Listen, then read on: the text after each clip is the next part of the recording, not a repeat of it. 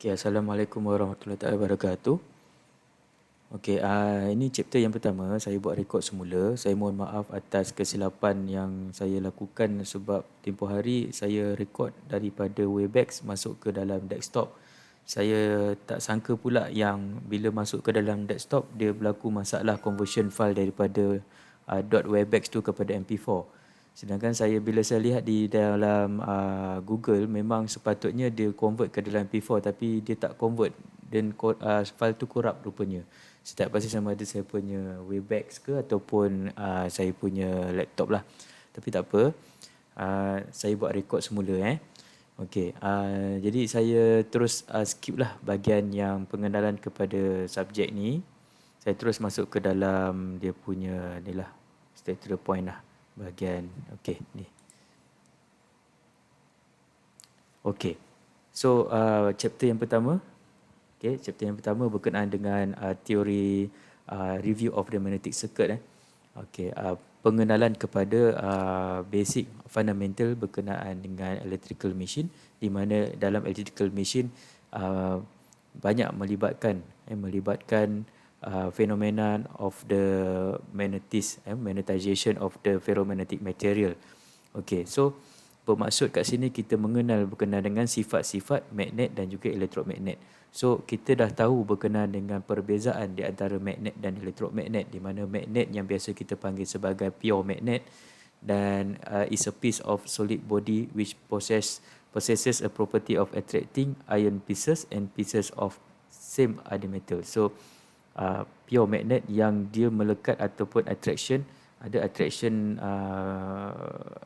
features, okay, antara magnet dengan magnet dan juga magnet dengan other metal. Other metal ni merujuk kepada ferromagnetic material lah. Selain daripada udara, selain daripada plastik dan sebagainya. Okey. Bila sebut berkenaan dengan elektromagnet pula, elektromagnet adalah magnet yang hasil daripada gabungan antara arus elektrik. Okey. Arus elektrik yang masuk ke dalam satu konduktor elektrik, dan konduktor elektrik tersebut menghasilkan menghasilkan elektromagnet, kita panggil sebagai elektromagnet. Okey. So the nature of magnetic field, magnetism refer to the force that acts between magnets and magnetic material. Okey. Itu the definition of the magnetism lah. Okay. Between magnet and magnetic material. Itu dipanggil sebagai magnetism. And then the region where the force is felt or existed is called magnetic field. Okay, magnetic field yang terhasil mengikut Faraday's flux concept. Okay, yang macam saya ceritakan di dalam chapter yang kedua, iaitu Faraday's concept mengatakan apabila sesuatu konduktor mempunyai aliran arus elektrik, konduktor tersebut akan menghasilkan medan magnet ataupun magnetic field. Okey, dan bila magnetic field tersebut ataupun konduktor tersebut dia membentuk to form one coil pada satu ferromagnetic core, dan aruhan daripada magnetic field tu akan menghasilkan flux. Itu menghasilkan flux. Okey, itulah daripada konsep of the Faraday's flux. Okay, magnetic field can be shown as line in space, flux line or line of force. So, mengikut Faraday's flux ni lah, daripada magnetic field akan menghasilkan flux line.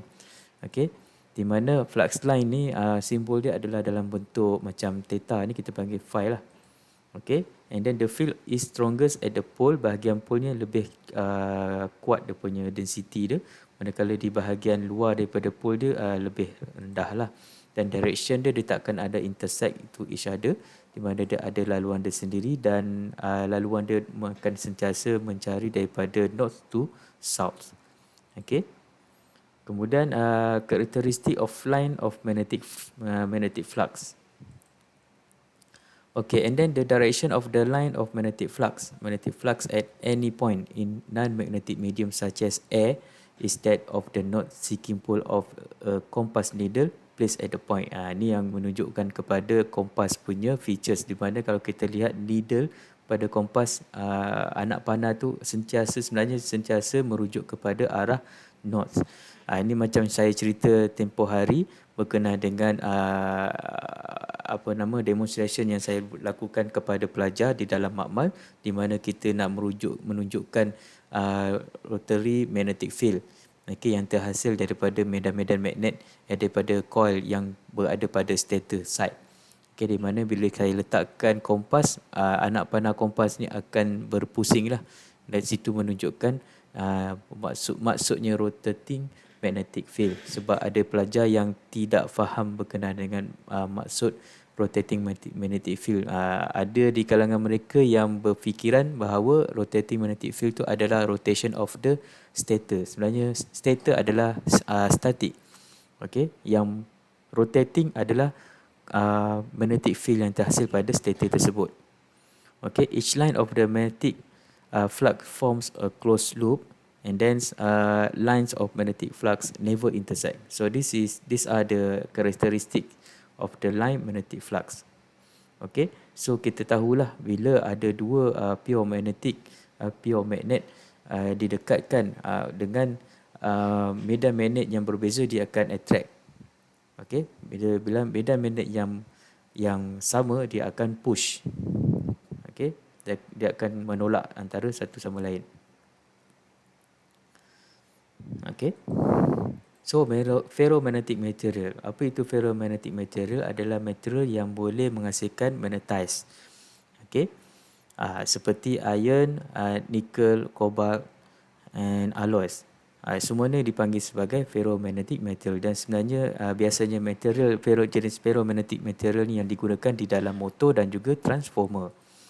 Non-magnetic material seperti plastik, wood, glass, air pun dikategorikan sebagai non-magnetic material atau udara lah.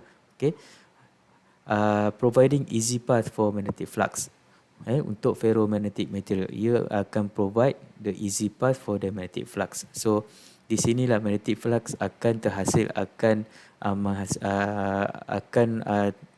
orang kata mengalir di dalam material tersebut. Tapi kalau non-magnetic material, flux dia tak akan mengalir di dalamnya. Bermaksud non-magnetic material tak akan berlaku magnetization, magnetism punya fenomena. So electromagnetism, generally two types of magnet. First one is permanent magnet, the second one is electromagnet, as mentioned in the previous slide. And then the basic principle for the electromagnet, as I mentioned before, when we have the one conductor and then the conductor carrying the current, then the magnetic field will be produced. Magnetic field akan terhasil di conductor tersebut. Sebenarnya konsep ni sama dengan relay. Relay kita ada coil, dan bila current melalui coil akan energize, dan coil tersebut akan mempunyai elektromagnet. So di mana dia akan bertindak seperti magnet, di mana dia akan menarik pole-pole dalam relay tersebut, dan pole tersebut adalah jenis ferromagnetic, metal yang boleh ditarik oleh magnet. Bila kita gunakan hukum tangan kanan, right hand rule, di mana kita punya ibu jari akan merujuk kepada arah current, dan kita punya jari-jari yang lain akan merujuk kepada magnetic field. Dia punya magnetic field yang terhasil.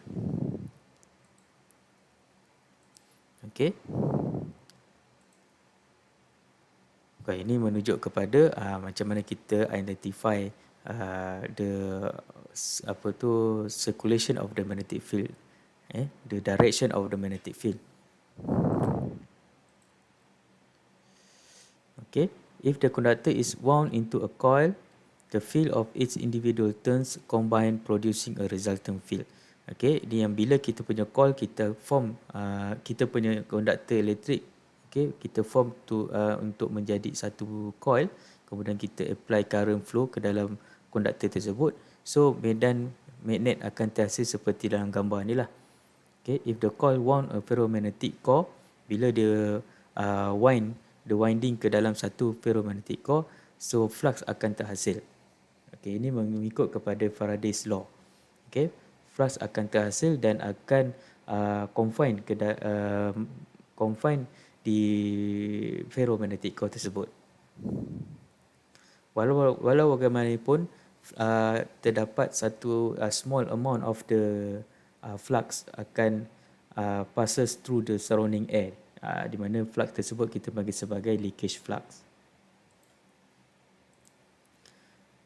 Okay, magnetic flux are represented by symbol phi, and the unit flux is Weber, and then the magnetic flux density is B, is the amount of the flux per unit area. Okay, the density of flux B, perpendicular to the magnetic field in unit Tesla. Okay, so the equation for B is equal to phi flux, flux divided by A. Okay. For example, find the flux density in the magnetic field in which the flux in 0.1 meter square area is 800 microweber. So, dia dah beri kita magnetic flux dia berapa, iaitu phi, dan dia bagi kita area. So, kita nak dapatkan magnetic flux density dengan equation ni lah. Kita just substitute phi dan juga area. So, kita dapat 8 militesla. Okay, magnetic circuit. Magnetic circuit, one of the characteristics of the lines of magnetic flux is that each line form a closed loop. Dia akan form a closed loop di mana dia terhasil daripada satu punca, dia akan berakhir di punca yang sama. Okay, dan bila kita convert ataupun kita configure this toroid, okay, di mana kita ada satu core, ferromagnetic core, dan kita ada satu konduktor yang wound di ferromagnetic core tersebut. So, winding akan menghasilkan magnetic field, dan magnetic field tersebut menghasilkan flux yang akan melalui satu core ni dan dalam bentuk closed loop lah. So, bila kita configure this one, kita convert ke dalam bentuk circuit, kita panggil sebagai magnetic circuit. Okay. Di mana core ni akan represent seperti simbol voltage. Okay, warna color core ni akan represent seperti resistance, di mana kita dalam magnetic circuit kita panggil sebagai reluctance. Okay.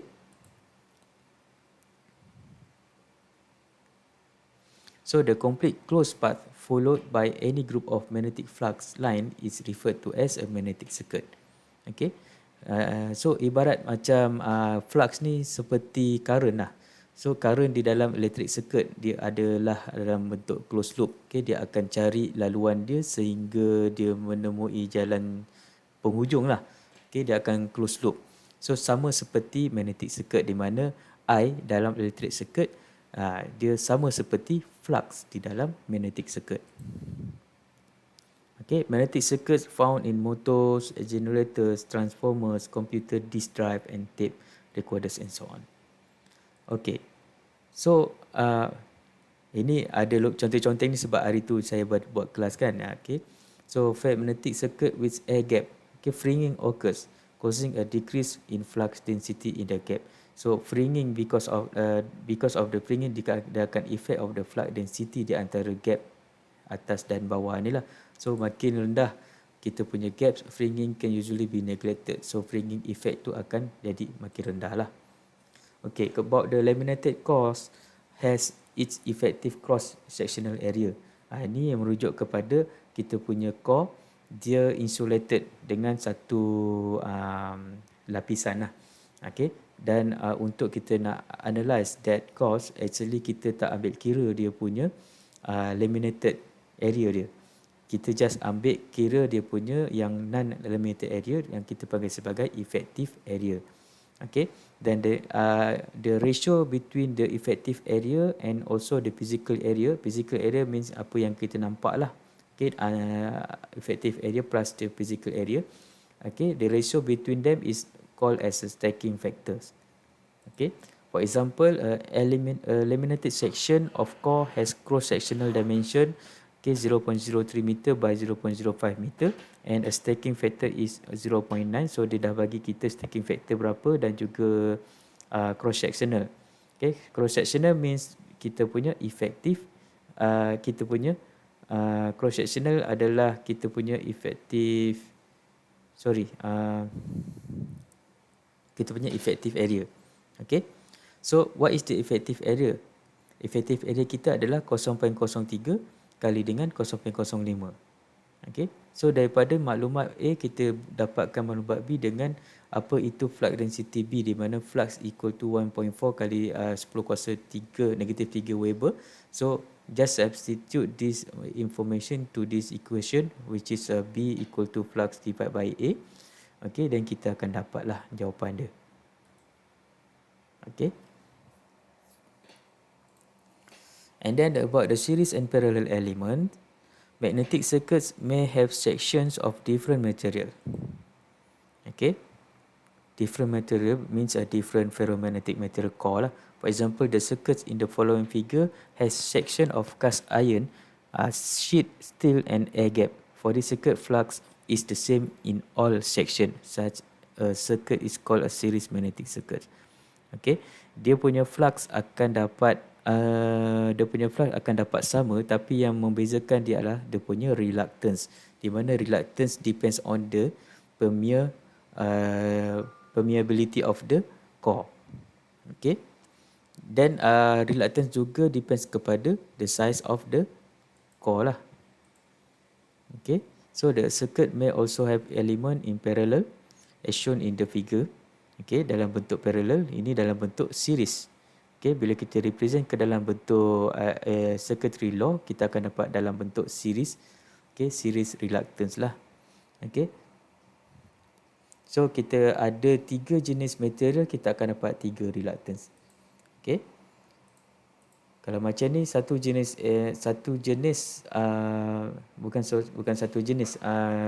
maksudnya laluan flux tu akan merujuk kepada bilangan reluctance. So untuk satu coil ni akan menghasilkan coil ni akan merujuk kepada simbol voltage ni. So yang ini akan merujuk kepada satu reluctance. Okay, yang tengah ni satu reluctance, manakala yang kanan dengan kiri ni akan menghasilkan satu reluctance. Okay. Sebab apa saya menghasilkan satu reluctance? Sebab saiz yang sama, cuma panjang yang berbeza. Dan juga jenis walaupun material yang sama tetapi saiz yang berbeza, kita consider sebagai reluctance yang berbeza lah.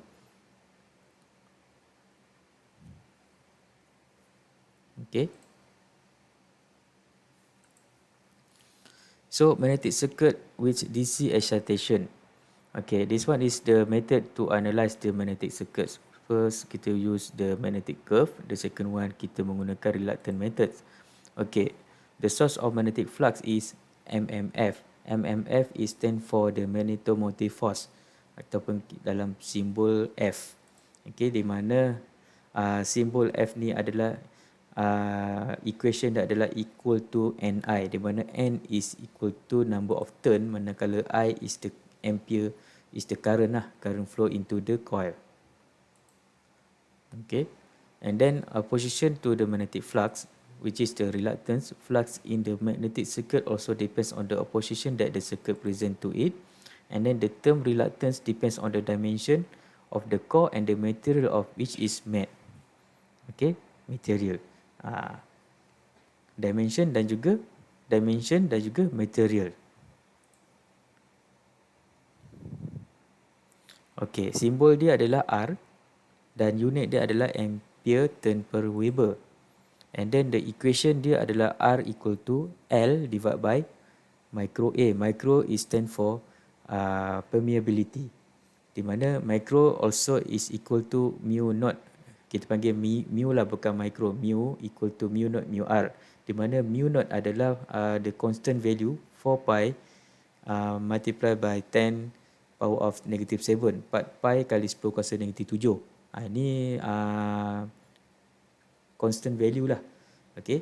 Mu R pula relative permeability depending on the magnetic material. Ada yang magnetic material jenis lain yang berbeza, mu R dia pun akan berbeza. Tetapi untuk air gap, okay, air gap dia akan dapat mu R is equal to 1. Jadi bila kita analyse satu magnetic circuit yang ada air gap. Air gap tersebut akan menghasilkan satu reluctance di mana dia punya mu dia adalah equal to mu naught sebab mu r kita dah menjadi sama dengan 1. So permeability is a measure of how easy it is to establish flux in the material, just like the resistance lah.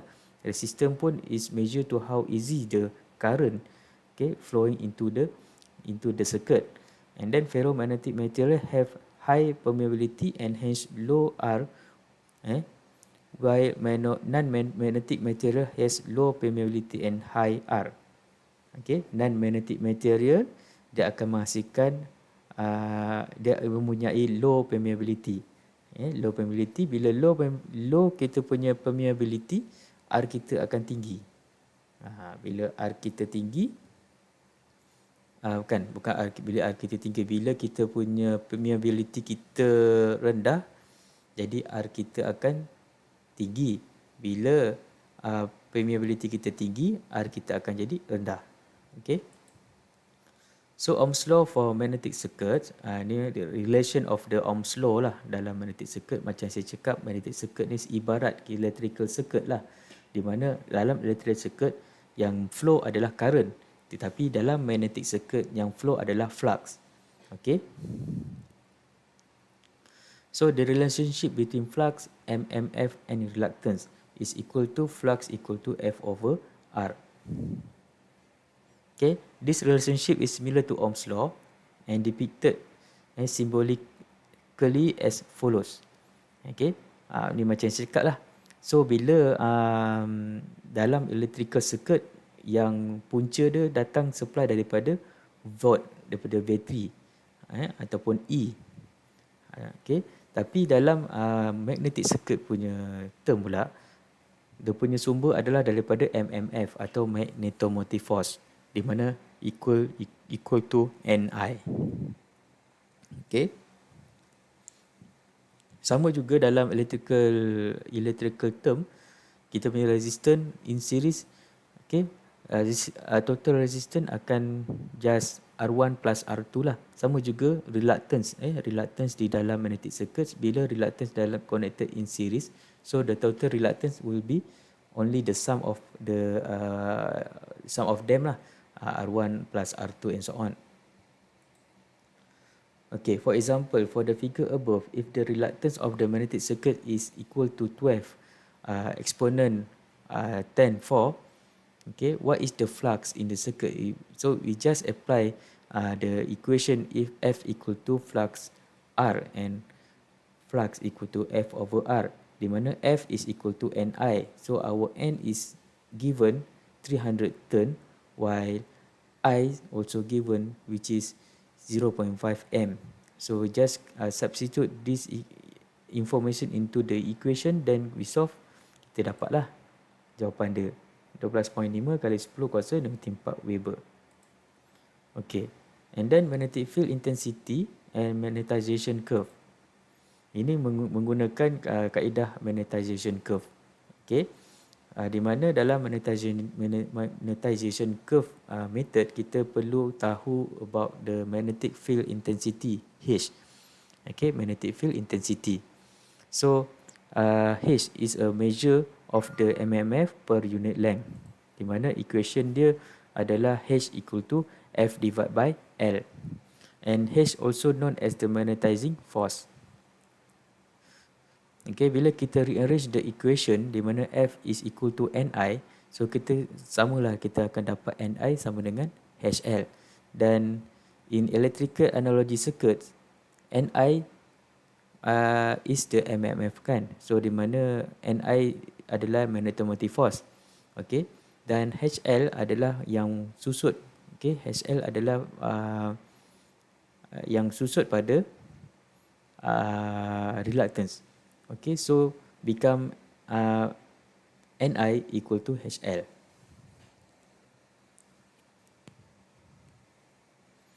Okay. Yang ini kita panggil sebagai Ampere's circuital law. Okay, kemudian the relationship between B dengan H Okay, B is equal to mu H, di mana mu ni bertindak sebagai dia punya weightage kepada H dan bermaksud flux density. Okay, mu is related to the relative permeability of the ferromagnetic material core. Okay, jadi berlainan ferromagnetic material akan menghasilkan berlainan flux density lah. Okay. So also known as BH curve for ferromagnetic material. Okay, mu is not constant but varies with flux density and there is no easy way to compute it. That's why kita ada BH curve. Okay, because the mu is different. Okay, because of the different material. Okay, so inilah rupa bentuk BH curve. Jadi for example, if B is 1.4 Tesla for sheet steel, what is H? Okay, so bila kita rujuk kepada BH, so kita boleh tahulah bila kita tahu dia punya flux density 1.4, so then kita boleh tahu dia punya magnetic flux intensity. Okay, Ampere's circuital law show that the algebraic sum of MMF around a closed loop in a magnetic circuit is 0. This one is just like the voltage Kirchhoff law lah. Okay. So bila magnetomotive, the net of the MMF is equal to 0. So that's why we get Ni is also the sum of the Ni is equal to the sum of the HL. So dalam example ni kita ada different material. Okay, different material, so will correspond to the different H. And also different magnetic flux density. So bila kita apply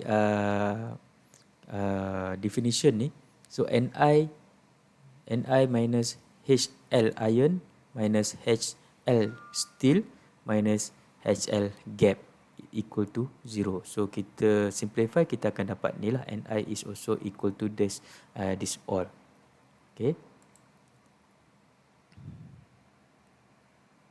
Okay, and then series magnetic circuits given phi, but we have to find the Ni lah ataupun MMF. So basic series magnetic circuit problem can be solved using this basic step. So first kita draw the equivalent Ampere's circuital law model daripada magnetic circuits dalam bentuk physical of the magnetic core. So kita convert ke dalam bentuk equivalent circuit.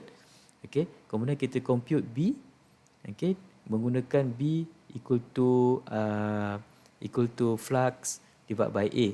Sebab flux kita diberi dan A kita cari. Determine H for magnetic section from the BH curve. So kita dah dapat B dan kita dapatkan H melalui BH curve. Kemudian kita compute Ni. Okay. And then dengan menggunakan Ni, use the computed Ni to determine the coil current or turn as required. Okay, so this is the example. If the core of the following figure is cast iron, okay, jenis cast iron, and the flux is 0.1 kali 10⁻³ Weber, di mana flux diberi, apa dia punya coil current, di mana sekarang ni dia bagi kat kita dia punya L, length, dia punya turn, N dan juga area. So kita just apply B equal to flux divided by A, sebab flux diberi dan A pun diberi. So kita boleh dapat B. So daripada B kita boleh dapat H melalui curve. Okay. Kemudian kita dah dapat H, kita darabkan dengan L. So kita dapat HL. Okay. HL is also equal to Ni lah. Okay. Menggunakan definition of the magnetic Ni equal to HL yang previous slide tadi tu. So daripada sini kita dapat I. Okay, kemudian another example, following the figure shows a portion of a solenoid. Kita ada plunger dan kita ada yoke. Okay, di mana pada yoke ada satu coil dan coil ni menghasilkan flux. Okay, all parts are cast steel, jenis cast steel, flux diberi, current pun diberi. So kita kena cari berapa number of turn of the coil pada yoke. So solution dia, kita dapatkan area of the yolk. Okay, area of the yolk kita boleh dapat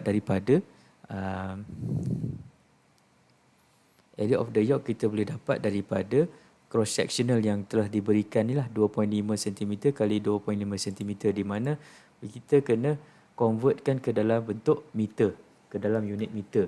So kita bahagikan dengan 100 lah. Kemudian B yolk, flux density untuk B, untuk yolk adalah flux bahagi dengan A. A kita dah dapat, so flux kita diberi 4 kali 10 kuasa negatif 4. So kita dapat 0.64 Tesla. So daripada sini kita refer ke dalam BH curve, kita dapat H untuk yolk. Okay, macam mana pula dengan plunger? Plunger sama juga macam mana kita dapatkan maklumat daripada yolk. So plunger punya dia punya area, okay, 2 kali 2.5. Kita tengok di mana 2 kali 2.5, yang inilah plunger punya cross sectional. Okay, plunger punya cross sectional 2 kali 2.5.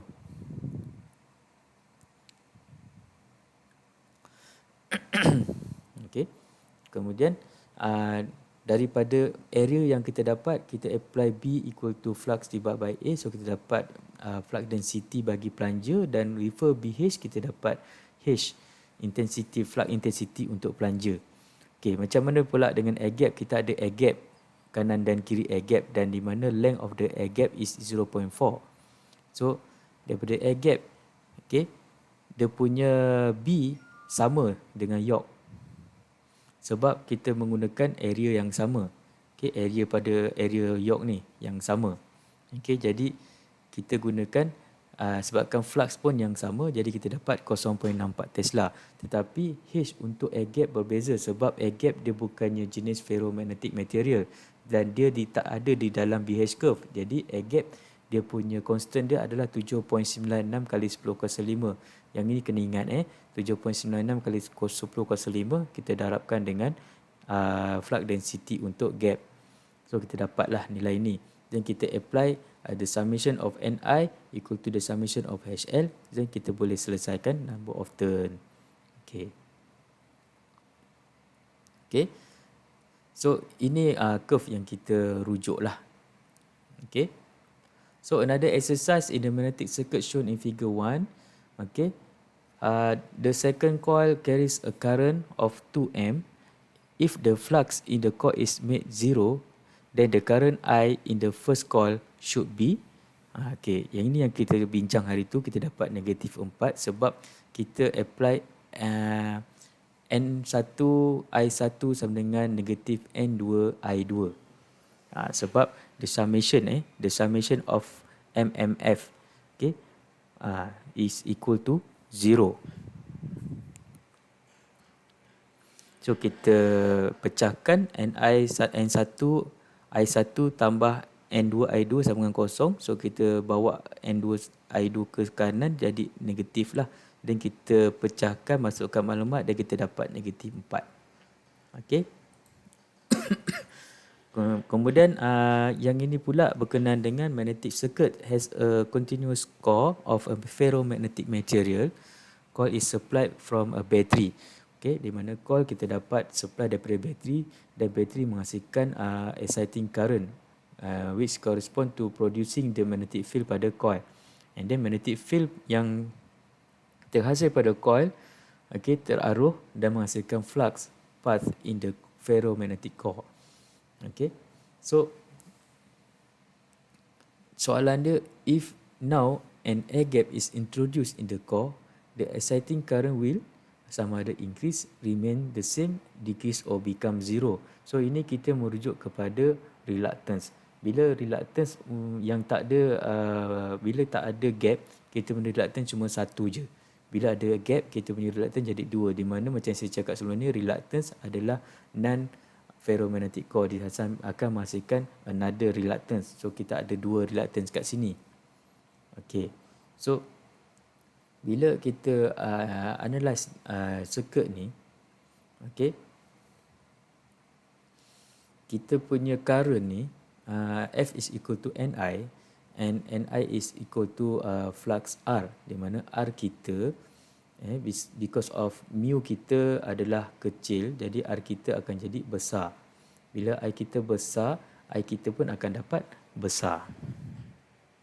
Okey, dicampur pula dengan nilai R kita yang daripada material ferromagnetic material ni, R1.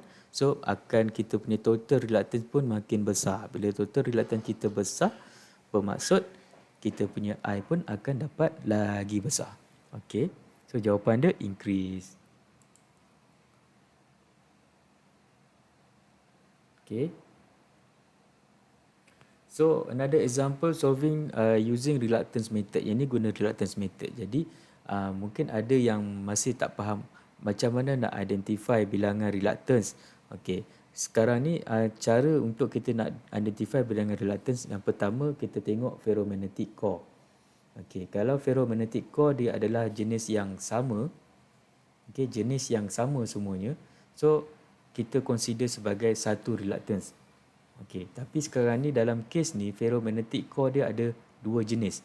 Satu yang bukan ferromagnetic core, dia punya material adalah dua jenis. Satu jenis ferromagnetic core, satu lagi non ferromagnetic core. Di mana yang ferromagnetic core ni, ferromagnetic core ni sebagai satu reluctance, manakala air gap ni kita consider sebagai satu reluctance.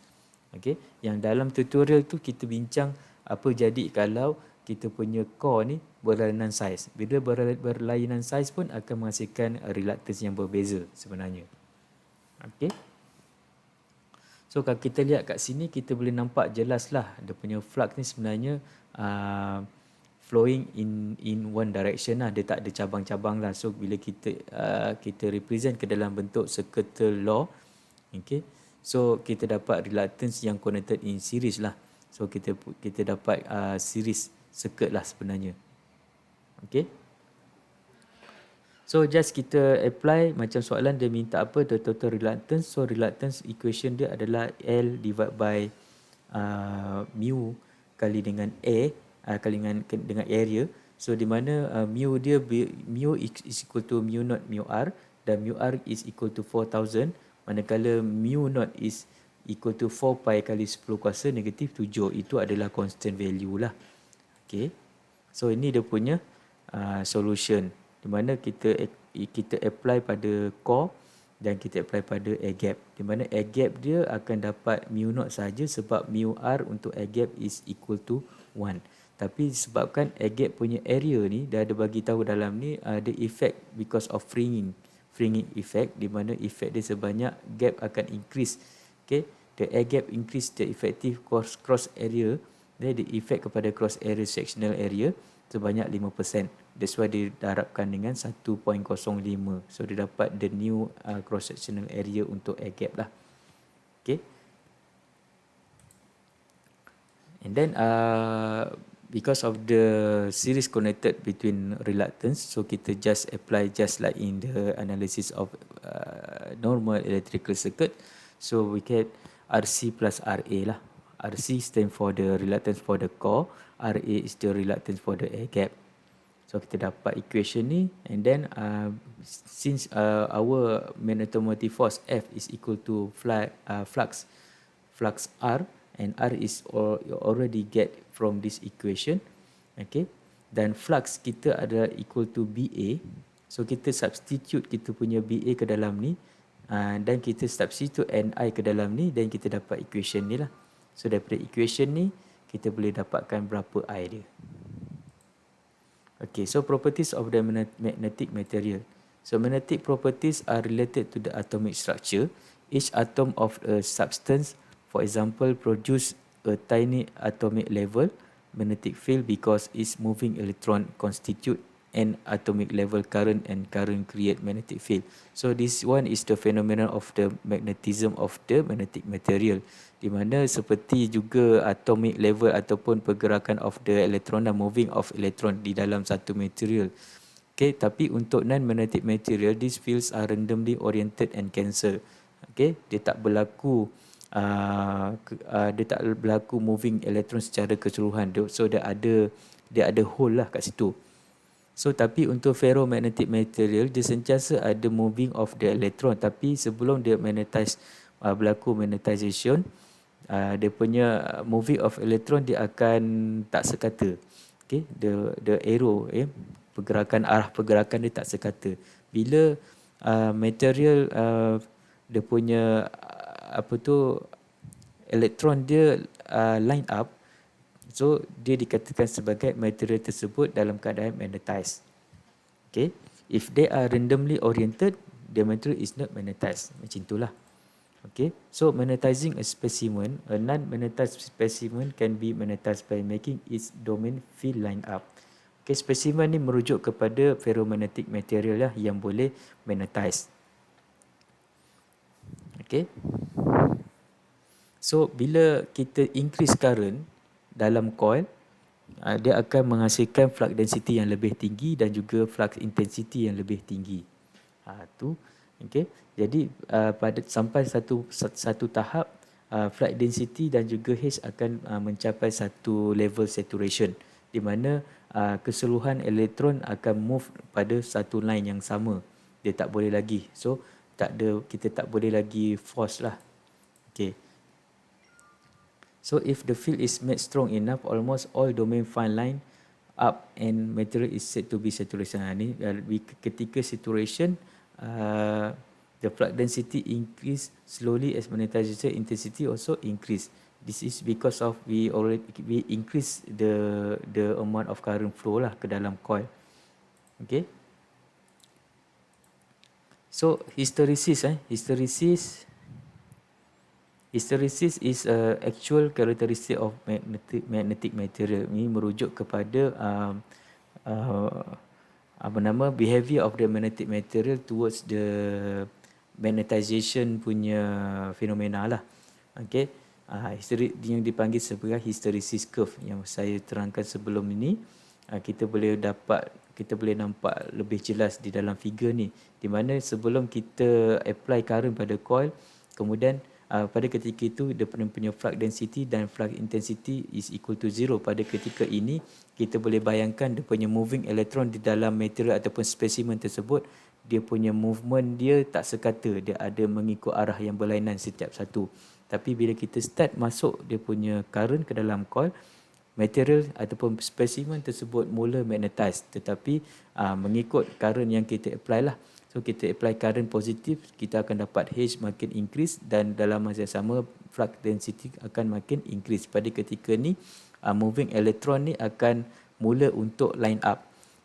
Sampai satu ketika dia akan sampai ke satu point di mana kita panggil sebagai saturation, dan ketika ini H dan juga B adalah dalam keadaan saturation point. Okay, bila kita decrease the value of current, dan means kita decrease the flux intensity of the material, pada ketika itu flux density of that material dia tak terus back to zero lah.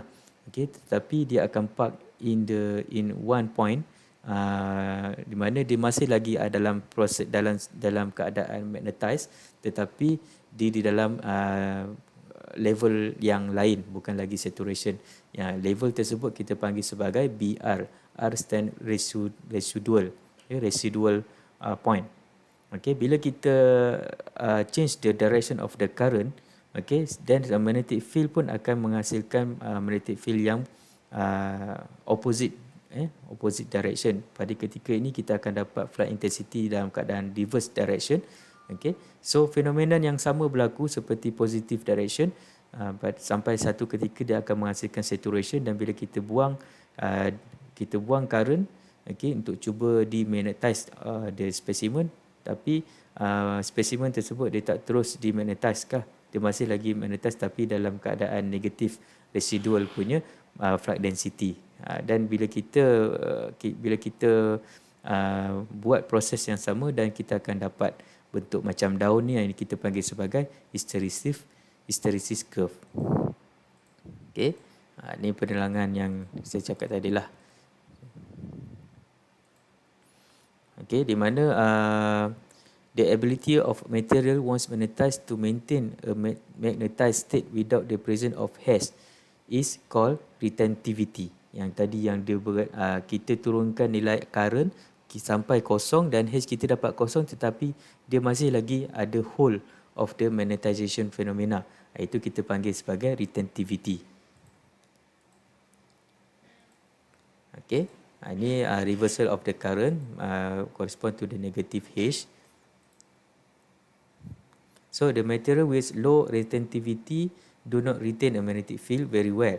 Okay, while those with high retentivity exhibit value of PR very close to B saturation.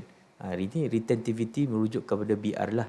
Okay, bila material tersebut dikatakan retentivity yang sangat tinggi, so the ratio between BR and B saturation is very small.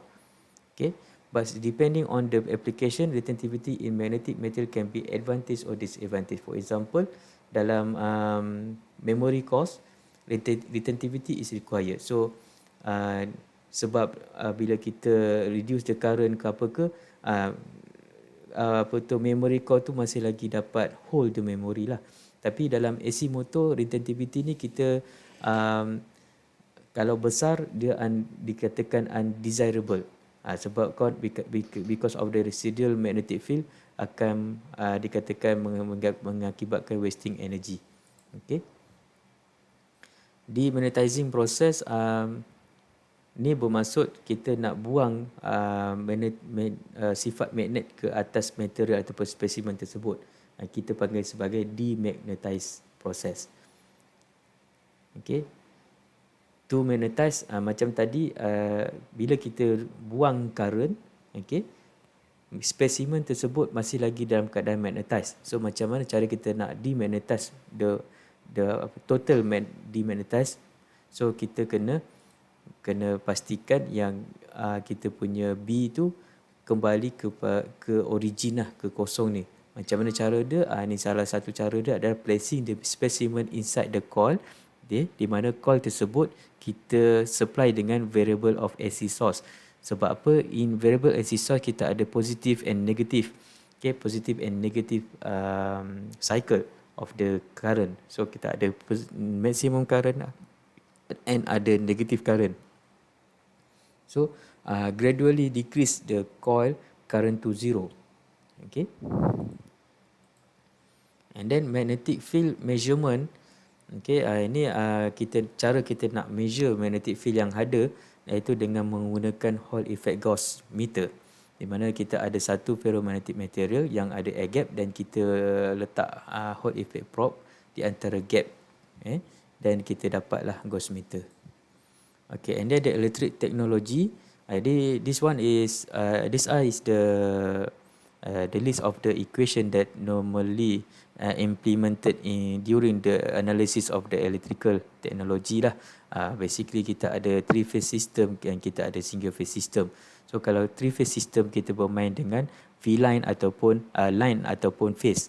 So kalau kita mempunyai maklumat, kita menggunakan maklumat phase, kita akan gunakan 3. Kalau kita menggunakan maklumat line, kita akan gunakan set 3. Okay, set 3 ni lah yang macam bentuk bahagi 3 ni, set 3. And then the power triangle, kita akan ada S apparent power pada hypotenuse side. Okay, kita ada P dan juga Q. Di mana di sini power triangle kita nak cuba dapatkan nilai Q yang sangat kecil, supaya di mana kita target power factor kita menghampiri 1 lah. Okay. And then dengan menggunakan trigonometry identity, then actually kita boleh solve nak dapatkan S, nak dapatkan Q, nak dapatkan P lah. Okay. And then the impedance triangle. Impedance triangle also kita nak dapatkan solution, kita just apply dia punya trigonometry identity. Okay. So basically the impedance Z is equal to R plus JX, di mana dalam bentuk complex number lah. So make sure that you all tahu macam mana nak menggunakan calculator scientific dengan mode mode complex. Okay. In angular dia akan bentuk dalam ni lah. So basically dalam calculation ataupun dalam analisis, sometimes kita gunakan maklumat dalam bentuk kompleks dan sometimes kita memerlukan maklumat dalam bentuk angular, di mana the actual value kita akan ambil dalam bentuk angular lah. And then the Pacers diagram, this one is to show the difference between lagging and the leading. Kalau lagging kita lihat dia punya anak panah dia akan ke bawah ataupun kita merujuk kepada dia punya origin dia V ni. So daripada V ni bawa ke bawah ataupun clockwise, okey, merujuk kepada lagging. Manakala untuk leading dia akan ke atas, okey, current dia punya angle ke atas ataupun counterclockwise.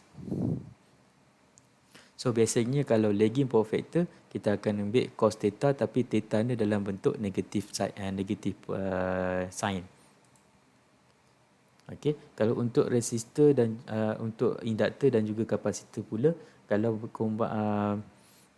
untuk induktor dan kapasitor basically kita tak panggil resistance lah, kita panggil sebagai reactance, di mana reactance untuk XL is equal to 2 pi FL. Yang ini jangan silap Biasanya kalau diberi dalam soalan dalam bentuk inductance ataupun unit Henry, itu belum lagi dalam bentuk reactance. So kita kalau dalam analisis basically untuk impedance kita kena convert dulu induktor tersebut ke dalam bentuk reactance, di mana reactance untuk induktor adalah 2 pi FL dan reactance untuk kapasitor is 1 over 2 pi FC. And then the phasor diagram of the RL circuit, okay, kita ada R dan kita ada JXL. Kemudian kita ada untuk electrical circuit EA ni kita panggil sebagai armature voltage lah, sebagai voltage yang terhasil. Okay.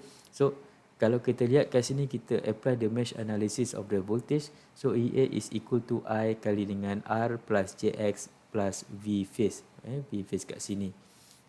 So bila kita convertkan ke dalam bentuk phasor diagram is just like the what we call as the vector lah. Okay. The closed vector, di mana I, contoh kalau I ni dalam bentuk lagging, so I ni akan bentuk macam ni. So IR akan merujuk kepada selari dengan I. So kalau I dalam bentuk lagging, IR kita akan macam ni. Kalau I kita dalam bentuk leading, IR dia akan mengikut. Okay. Okay. Kemudian untuk reactance pula dia akan, untuk JX dia akan perpendicular to the IR. Okay, dia akan 90 degree lah. Macam ni lah, dia akan 90 degree sama ada positif ataupun negatif 90 degree.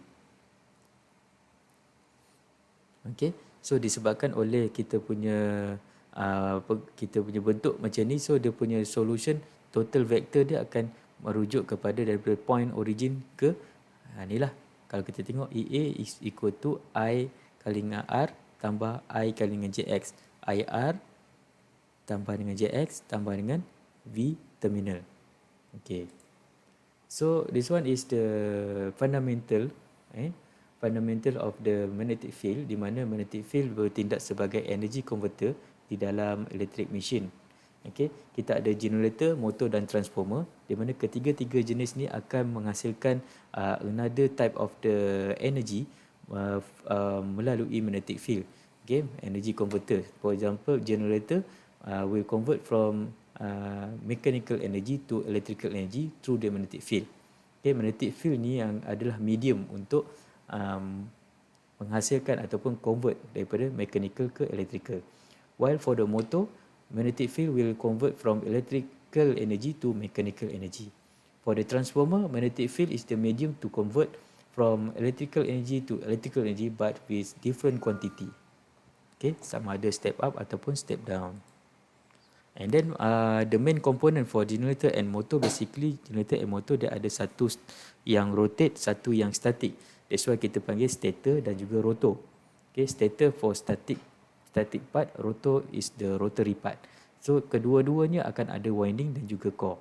Manakala untuk transformer dia hanya melibatkan winding dan juga core, dia tak ada rotating part. Okay, jadi untuk winding dia ada pada dua side, iaitu sama ada primary side ataupun secondary side. Okay, kemudian jenis winding, kita ada dua jenis winding, iaitu armature winding dan juga field winding. Armature winding is the flow the electrical energy absorbed by or generated by electrical machine. So benda yang energy yang absorb kita adalah yang absorb adalah winding yang kita panggil sebagai armature winding. Manakala yang menghasilkan magnetic flux kita panggil sebagai field winding. Okey, karakteristik untuk AC machine dan DC machine, di mana AC machine kita ada dua jenis AC machine, iaitu synchronous dan juga asynchronous. Di mana synchronous machine rotating magnetic field adalah synchronous dengan rotating of the rotor. Untuk asynchronous ataupun induction machine, rotating magnetic field dan juga rotor rotation dia akan ada slip. Slip ni bermaksud perbezaan rotation di antara rotating magnetic field in stator and also the physical rotating of the rotor. So definition of the armature winding and also the field winding, okay, pada AC machine dengan DC machine. Okay, pada stator winding untuk AC machine stator winding ni kita panggil sebagai armature winding. Tapi untuk DC machine, stator winding kita panggil field winding. Bermaksud apa? Macam tadi definition, field winding adalah winding yang generate atau produce the magnetic field. So bermaksud, okay, pada DC machine, stator winding yang akan menghasilkan magnetic field. Itu maksud dia. So pada AC machine, okay, AC machine, rotor winding, okay, pada rotor side yang akan menghasilkan magnetic field. So itu saja perkongsian saya untuk chapter yang pertama. Saya mohon maaf sekali lagi kalau yang hari tu tak dapat nak share sebabkan file korup. So yang ini saya sediakan yang barulah. Mohon saya harap video yang saya rekod ni memberi manfaat, okey, dapat untuk awak, membantu awak semua untuk study, untuk dapat kefahaman yang lebih jelas, okey, berbanding untuk just kita baca sendiri slide sendiri kan. Ini slide ni lebih kepada penerangan lah kepada setiap slide tu. Okey, so itu saja. Terima kasih. Assalamualaikum.